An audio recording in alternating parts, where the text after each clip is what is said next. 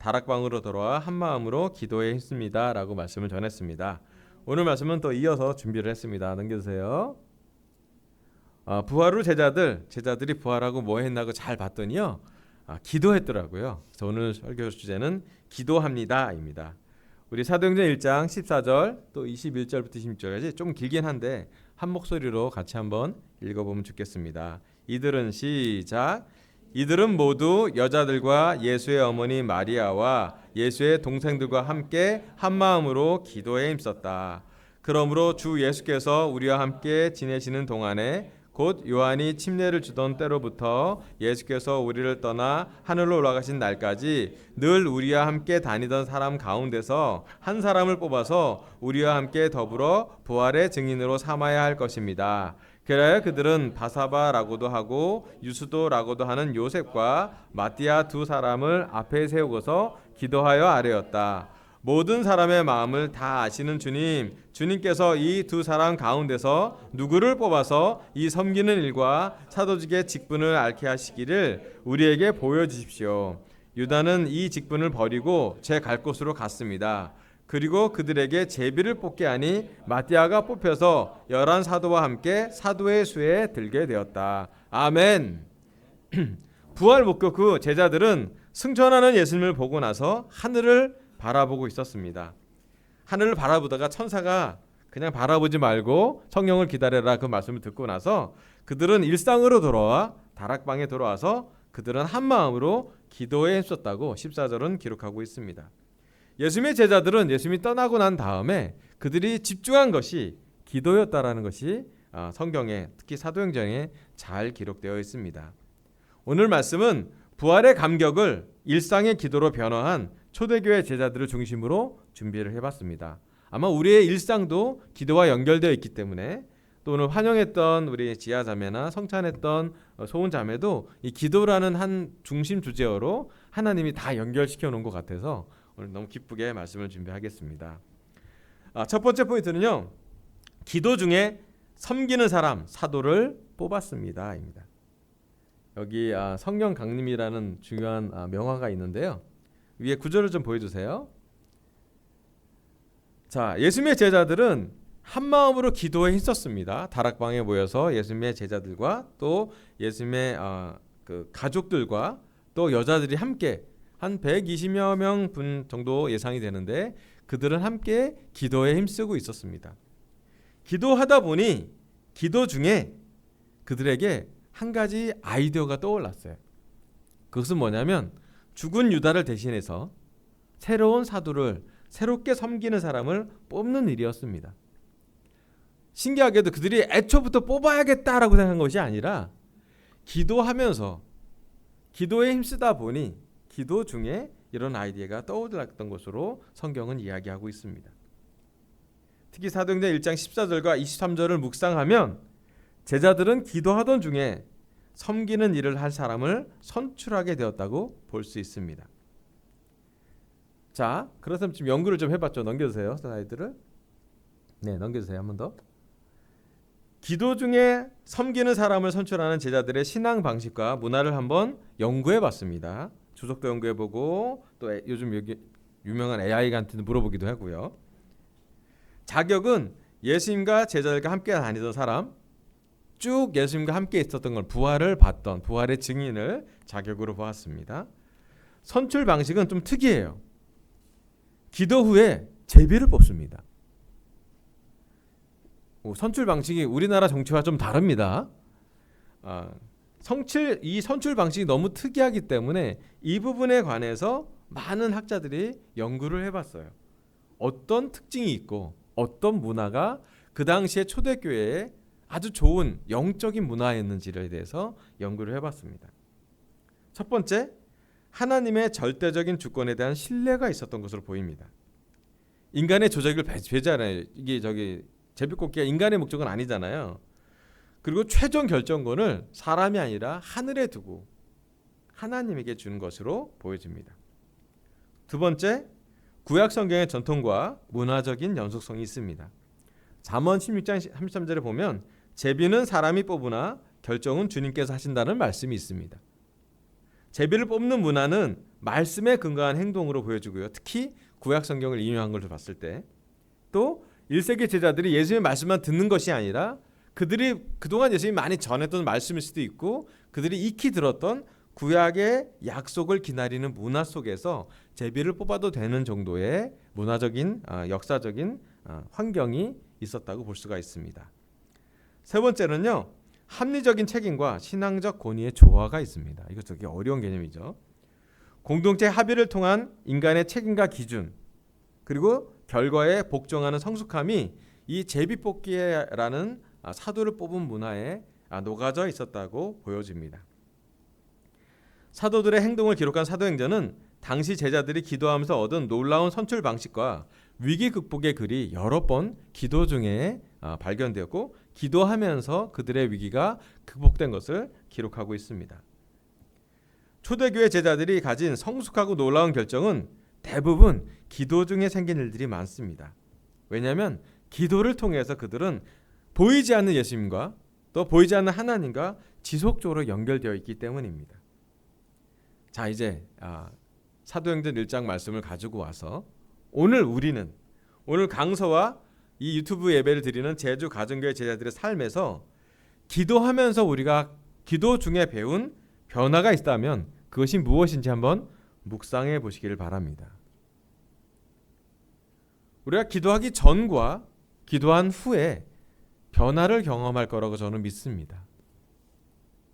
첫 번째로는 하나님이 특히 예수님이 기도하도록 우리를 훈련시킨 것을 특히 예수님의 제자들 사도들은 정확히 훈련된 기도를 하고 있었다고 보여집니다.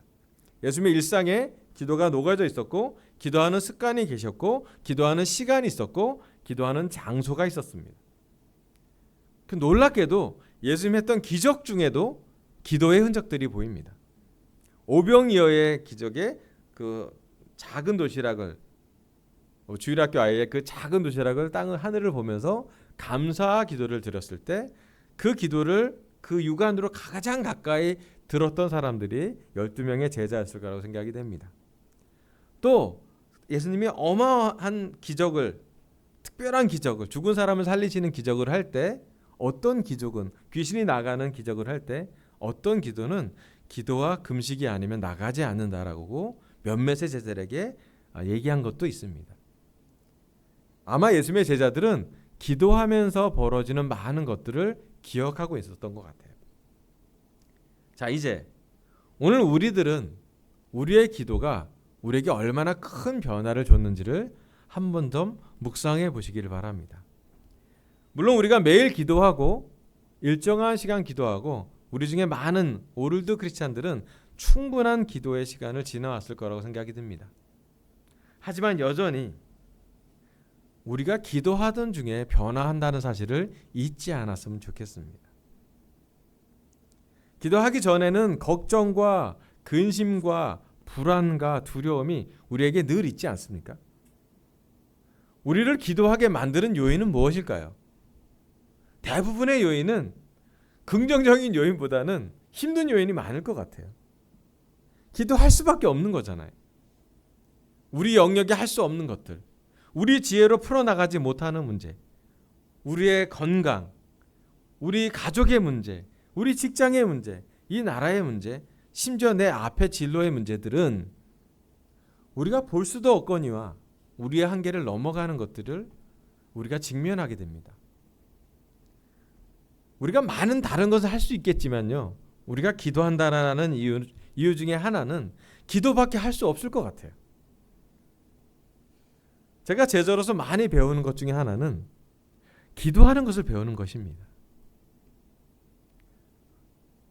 좋고 아름답고 멋지게 찬양할 때도 있지만요, 힘들고 어렵고 무엇을 해야 될지 모를 때, 막막할 때, 두려울 때, 불안할 때 우리의 입술에서 기도가 흘러나온다면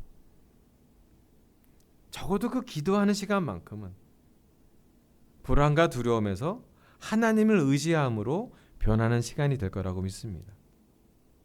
저도 그랬던 것 같아요.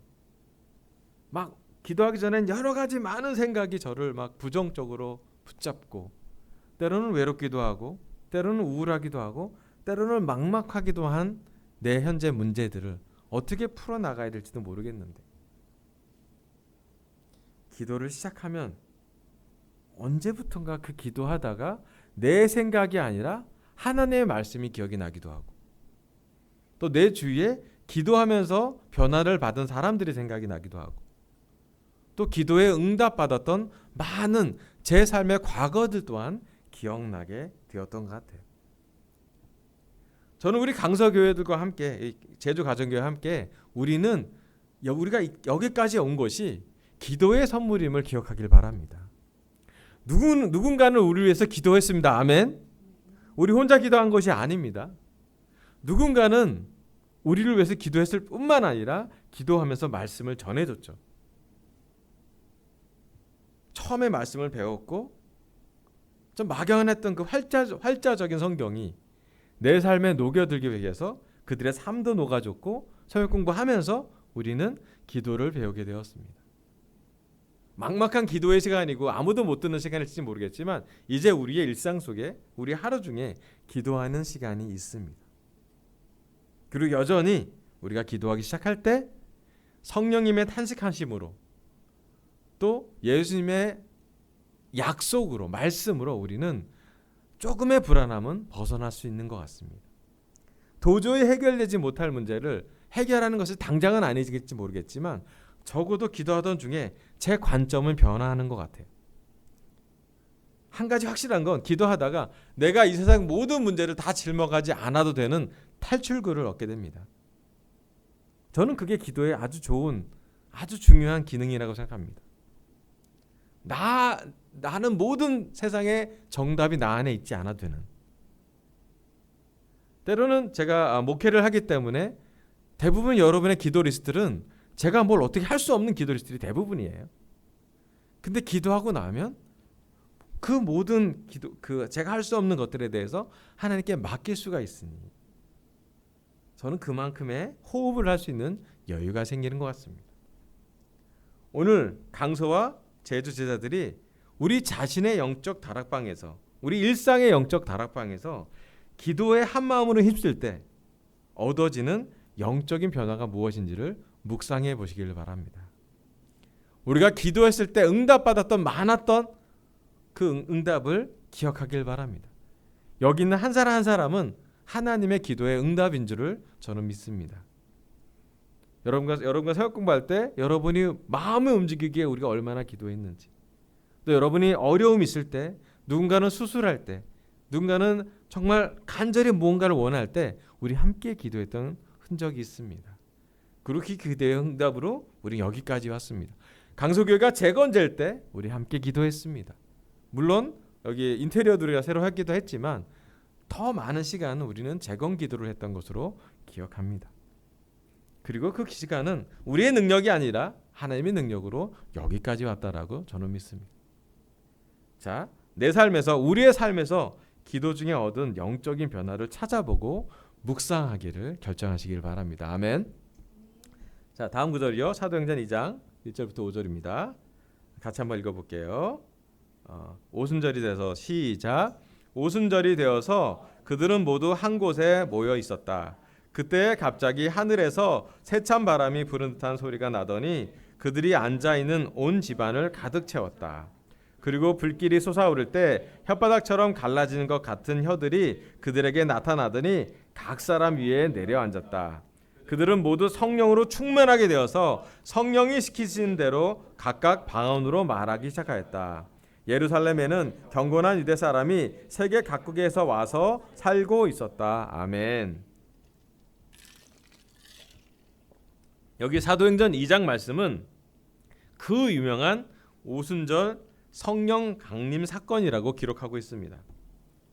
어쩌면 예수님의 말씀을 전하는 복음에서 사도들의 초대 교회가 될 때 가장 큰 신약 교회 전환점이 이 구절이라고 얘기하는 사람이 많습니다. 터닝 포인트라고도 하죠. 교회 역사의 아주 중요한 터닝 포인트라고도 합니다.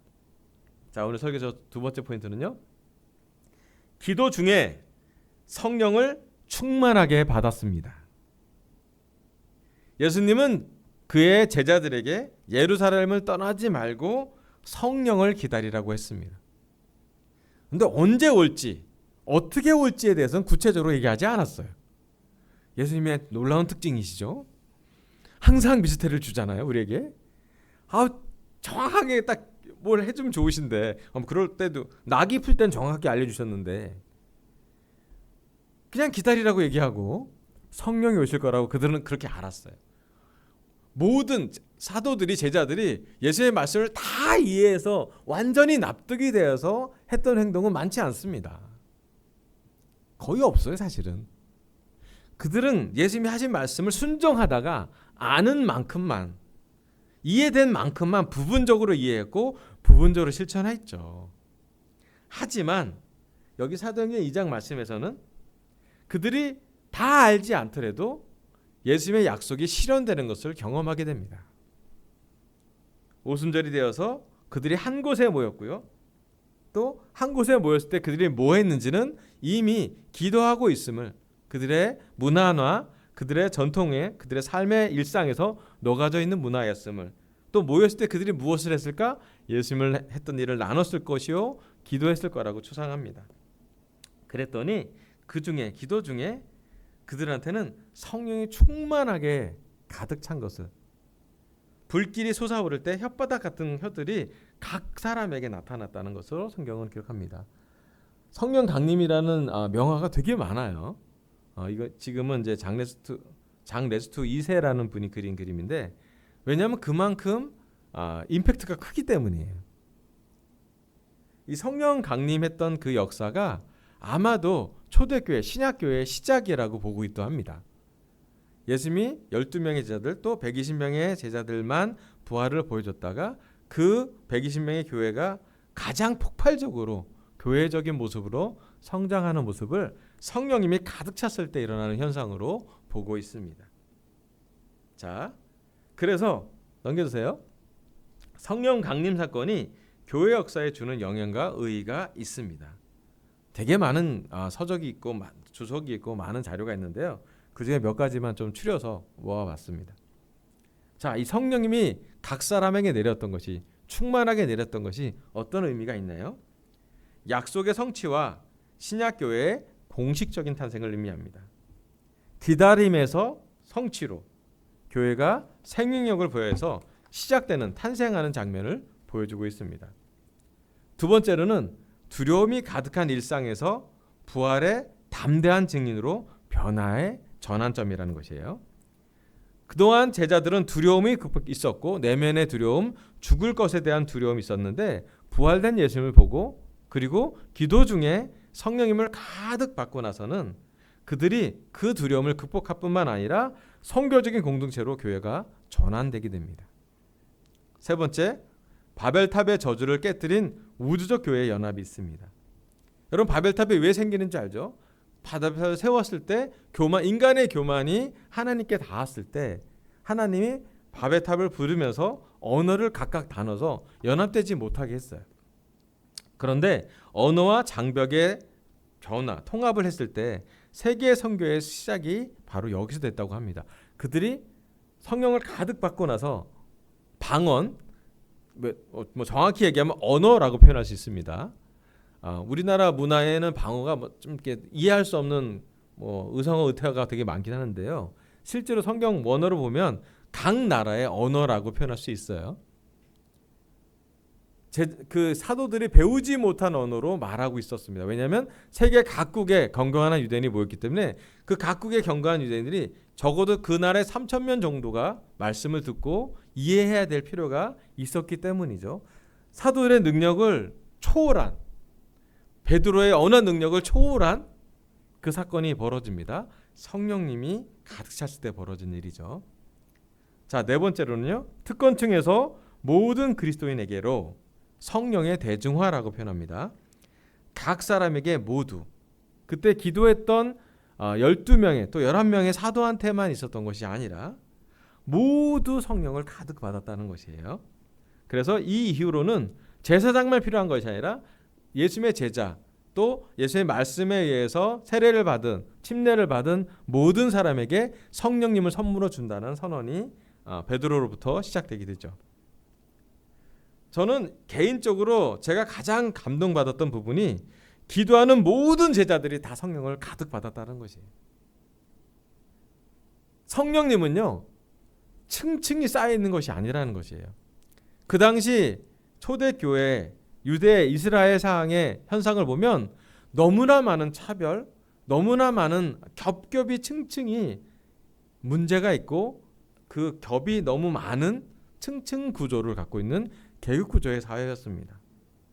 그렇지 않습니까? 로마 황제부터 이스라엘 사람들까지, 그리고 또 많은 제사장부터 종교적으로도 여러 가지 많은 층이 있는 레위인까지 포함해서 많은 층이 있는 문화가 있었어요.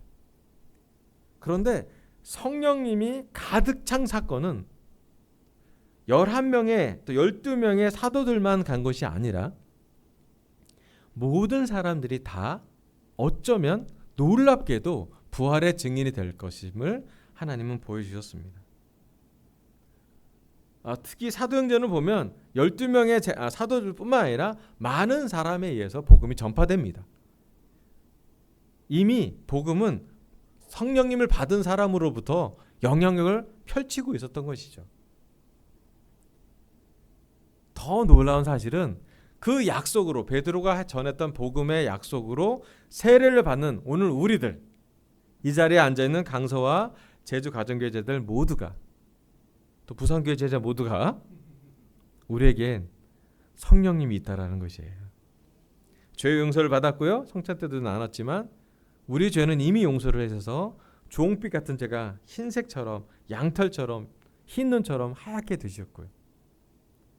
하나는 선물을 주셨는데 성령님을 선물로 주셨습니다. 그래서 오늘 설교에 하나님은 저를 통해서 우리 모두에게 물어보고 싶습니다. 하나님이 주신 성령님을 우리는 가득 충만하게 하고 계십니까?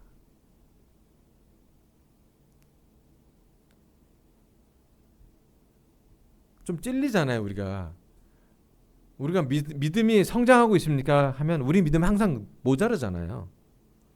저만 그런가요? 왜 믿음이 없느냐? 늘 없거든요. 예수님 왜 두려워하느냐? 늘 두려움은 많거든요. 왜 걱정하느냐? 걱정 계속 오잖아요. 예수님이 가장 많이 했던 말을 들으면 그 시대의 제자들과 지금의 우리는 그렇지 다르지 않습니다. 오늘 우리 강서제들 성령이 가득 차 있나요? 여러분 집에 성령이 가득 차 있나요? 여러분 직장에 성령이 가득 차 있나요? 물어볼수록 묻지 말아주시기 바랍니다. 불편합니다. 없는 거 아시잖아요. 없지는 않아요. 있긴 있는데 조금 있습니다. 솔직한 대답이죠.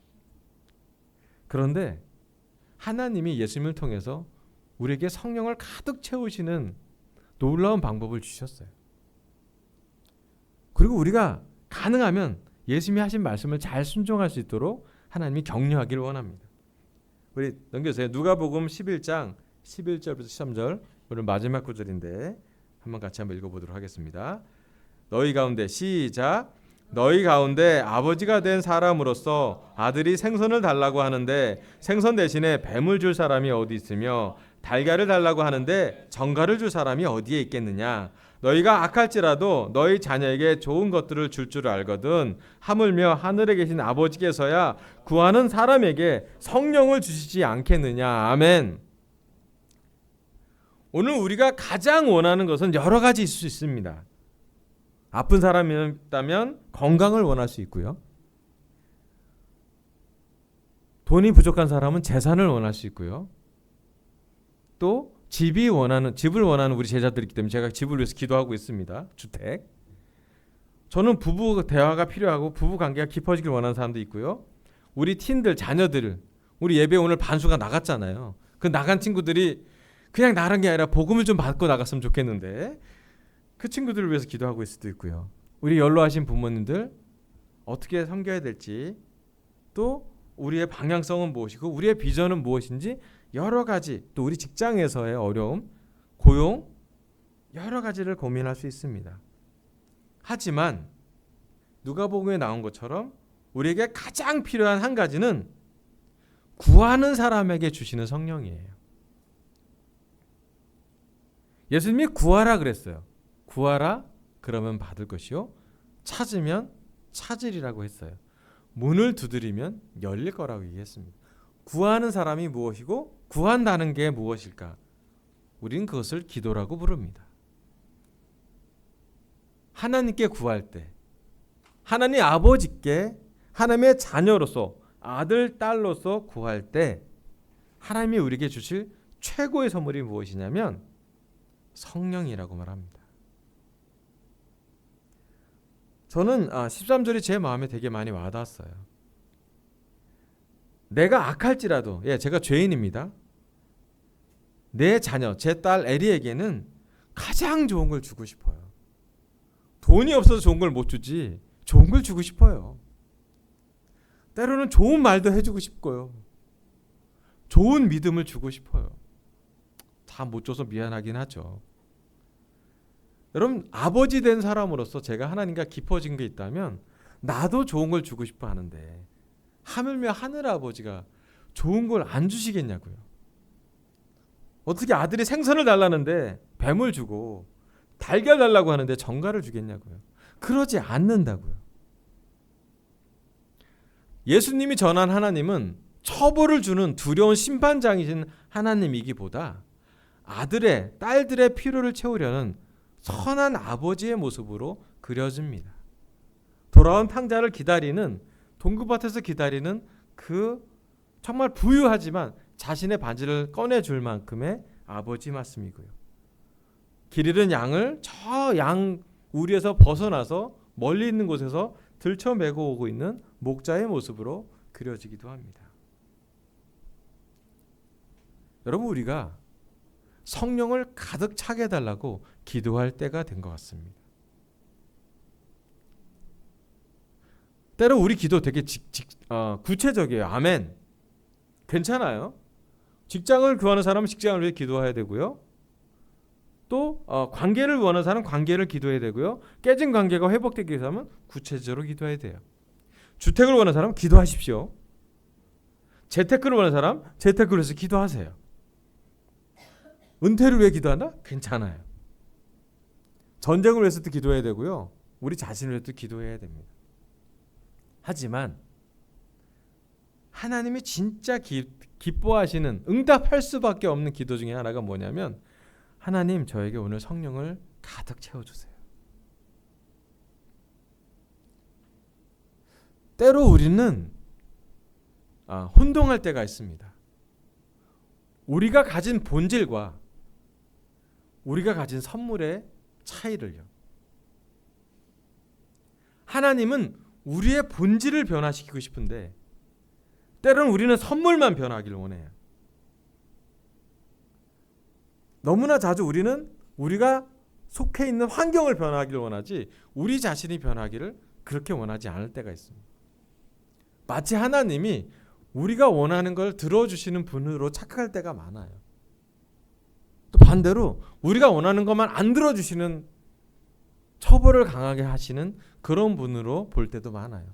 이 양극의 하나님 계신 것이 아니라 우리에게 우리가 원하는 모든 것을 주시는 하나님이 아니라 우리가 필요한 것을 주시는 하나님을 인식해야 됩니다.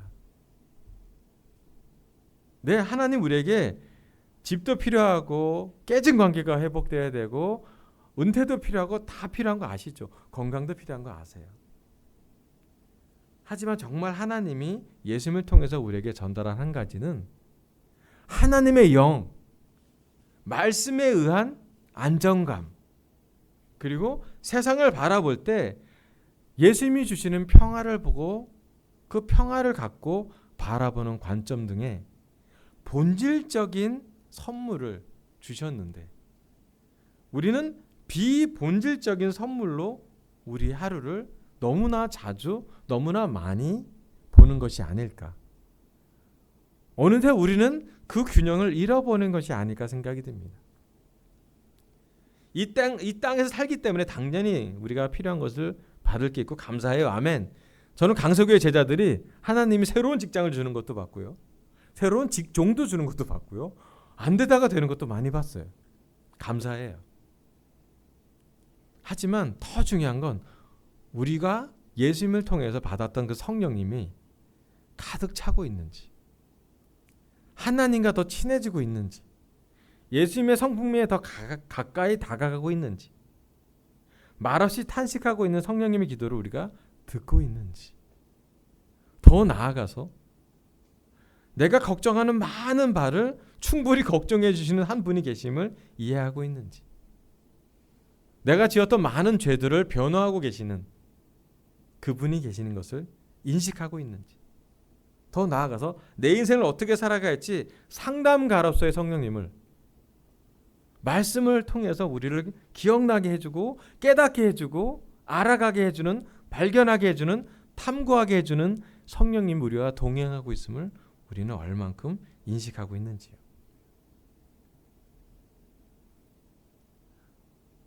저는 그래도 놀라운 것은 적어도 우리의 기도 리스트에 성령님을 채워달라는 기도를 했었으면 좋겠습니다. 어쩌면 그 기도가 나머지 모든 기도를 반전시킬 힘이 있을 것 같아요.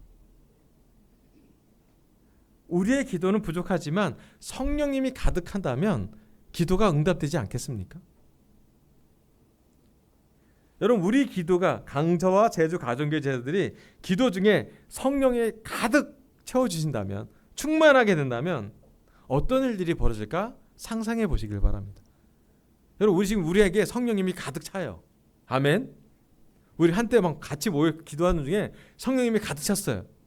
어떤 일이 벌어질까요?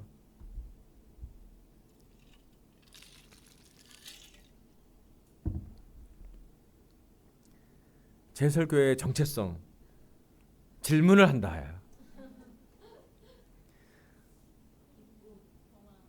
네. 제설교의 정체성, 청중들이 설교에 참여하게 도와준다. 여러분 상상해 보세요. 우리한테 아픈 우리 그대로고, 피곤한 우리 그대로고, 재정이 한계가 있는 우리 그대로고, 숫자가 적은 우리 그대로예요. 괜찮아요. 근데 성령님이 가득 찼어요. 어떤 일이 벌어질까요? 여러분, 사도행전 2장 1절부터 5절은 그것을 상상하라고 쓴 글입니다. 그래서 교회가 3,000명이 됐지라고 역사로 보는 것도 있지만요, 더 놀라운 것은 그때 성령님을 받은 사람들이 무엇을 느꼈을까? 그리고 그 성령님이 지금 우리에게 있나 없나? 더 나아가서는 우리가 성령님이 가득 차면, 제주교회 제자들에게 성령님이 가득 차면 제주도가 어떻게 변할까? 강서 제자들이 성령님이 가득 차면 이 서부 서울이 어떻게 변할까? 부산교회 제자들이 성령님이 가득 차면 부산이 어떻게 변할까? 여러분, 우리가 성령이 가득 차면 이상한 일이 벌어질 거예요. 어떤 일이 벌어지냐면요, 사람들이 여러분한테 말을 걸 거예요. 어떻게 우리가 하나님을 만나게 되는지. 우리가 억지로 전도하지 않아도 사람들이 몰려든다니까요. 여러분, 베드로가 전도하러 나간 게 아니에요. 몰려있는 사람들이 앞에 있어서 얘기를 해주는 것이 더 많았어요. 이미 하나님이 세계 각국의 경건한 유대인들을 그 아레오보고 광장에 다 모아놨어요. 베드로는 기도하다가 이제 나가야 되는구나, 모여 있으니까 라고 성령님이 인도하셨다라는 것이죠. 우리의 힘으로 우리가 짜내서 전도하는 거 아니에요. 저는 그렇게 봅니다. 우리의 재능도 쓰시겠지만요, 우리의 재정도 쓰시겠죠, 우리의 시간도 쓰시겠지만 우리 것으로 다 하지 않아도 돼요. 성경 사도행전 말씀을 잘 보면 하나님이 이미 성령님을 보내서 예비하신 것들이 정말 많아요. 저는 오히려 사도행전을 보면서 사도들이 발견한 것으로 봅니다. 사도들은 다 이해하지 못했어요. 다 알지 못했어요. 이방인한테 갈지도 몰랐고, 그들이 안디옥 교회를 세울지도 몰랐고, 다 몰랐어요.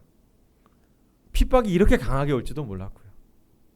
베드로가 감옥에 갇힐지도 몰랐어요. 하지만 그들이 그 몰랐던 부분적인 것에서 가장 많이 했던 행동은 함께 모여서 기도했다라는 것이에요. 근데 그들이 모여서 기도할 때는 어김없이 새로운 길을 제시하거나, 건물이 흔들거리거나, 감옥의 빗장이 벗어나거나, 새로운 능력이 발현된 것을 그들은 경험합니다. 없던 것이 생긴 거예요. 있던 것이 강화된 것이 아니라 새롭게 하나님이 역사하신 것을 본 것입니다. 저는 강서교회가 정말 성령님이 가득 찬 그 시간을 꿈꿔봅니다. 사람이 가득 찬 것도 중요하지만 그거보다 먼저 할 것이 뭐냐면 성령님이 충만해지는 것이에요. 그럼 우리 이 설교 중에 느낄 거예요. 저는 죄가 많아서 성령님이 적어질 거예요. 저는 불안하기 때문에 성령님이 있을 것이 부족할 것입니다. 저희 일상에는, 저희 직장에는 성령님이 있을 것이 없어요. 라고 말하실 거예요. 공감해요. 하지만 그래서 제가 제안하는 것은 기도해 봅시다는 거예요. 집에 들어갈 때 기도하고 들어가시고요. 직장에 들어갈 때, 또 직장에 나올 때 기도하고 나오세요. 아까 우리 지하자매가 얘기했잖아요. 술 따르는 느헤미야가 술 붓기 전에 약간 기도했던 것처럼 우리 삶에 기도를 새롭게, 자주, 깊이, 은밀하게, 공개적으로 여러 가지를 시도해 보길 바랍니다. 저는 강소교회가 기도의 교회로 거듭났으면 좋겠어요. 우리가 다 이 시간에 얻어지지 않아도 좋으니 기도하면 적어도 강소교회 제자들이, 제주가정교회 제자들이 성령님이 가득 차기를, 그리고 사도행전에 나왔던 일 중에 어떤 일부분의 일이 끝난 것이 아니라 아직 진행 중임을, 그리고 우리의 기도 중에 그런 삶을 볼 수 있도록, 아마 우리가 성령님이 가득 차면 우리 자녀들에게 뭐뭐 해라가 아니라 자녀들이 우리에게 물어볼 거예요. 엄마 아빠는 어떻게 하나님을 믿게 됐어? 엄마 아빠는 힘들 때 어떻게 그렇게 극복했어? 나 기도밖에 한 게 없어. 엄마 아빠 나 기도를 좀 가르쳐 주세요. 엄마 아빠 저 기도해 주세요. 기도하는 거 좀 배우고 싶어요. 우리 직장 중에 누군가가 왜 그렇게 힘든데 웃고 있나요? 진짜 힘들어요. 하지만 기도하고 내려와서 마음이 좀 편안해졌습니다. 그럼 힘들 때 하는 기도는 뭔가요? 우리 직장 동료들이 물어볼 수 있어요. 우리 삶에서 우리 다음 세대들이 물어볼 거예요. 어떻게 이 변화한 시대를 잘 새롭게, 이 어려운 파도를 잘 극복해 나갔나요? 우리 기도하다가 새로운 게 떠올랐어요. 저는 그것이 기도의 능력이라고 봅니다. 라고 우리 다음 세대들에게 전할 게 있을 것이에요. 오래된 구닥다리를 막 억지로 율법학자들이 전하도록 아주 정형화된 무엇을 보수적으로 전달하는 것이 아니라 너무너무 새 포도주를 새 부대에 붓듯이 새롭게 전달할 무언가가 있을 거예요. 뭐가? 성령님이 가득 차게 된다면. 저는 5월 31일 날 우리 제옥 형제가 준비한 AI 시대에 기대합니다. 알아야 됩니다. 휴머노이드 알아야 됩니다. 우리 아이들은 디지털로 알게 됩니다. 그 전에 저는 그것도 알아야 되지만 성령님이 가득 찬 걸 먼저 알았으면 좋겠어요. 그러면 우리를 그곳으로 인도해 주실 것입니다. 그리고 예수님 얘기합니다. 예수님이 하신 열매는 30배, 60배, 100배의 열매가 맺힌다고 합니다. 성령의 열매는 그렇습니다. 우리가 충분히 인내한다면, 충분히 기쁘다면, 충분히 사랑한다면, 충분히 믿으려고 노력한다면, 성령님이 가득하게 된다면 우리 삶에 30배, 60배, 100배의 열매가 맺힐 것입니다. 그리고 맺혀가는 것을 보기를 원합니다. 자, 설교 마무리할게요. 하나님 오늘 저의 입술을 통해서 부활 후 제자들 기도합니다 라고 전하겠습니다. 첫 번째, 기도 중에 섬기는 사람 사도를 뽑았습니다. 내 삶의 기도 중에 얻은 영적 변화를 찾아보고 묵상하시기를 바랍니다. 두 번째, 기도 중에 성령을 충만하게 받았습니다. 우리 삶에, 내 삶에 성령님이 가득할 때 하나님께서 하실 일들을 상상하며 기도하길 바랍니다. 감사합니다. 설교 마치겠습니다.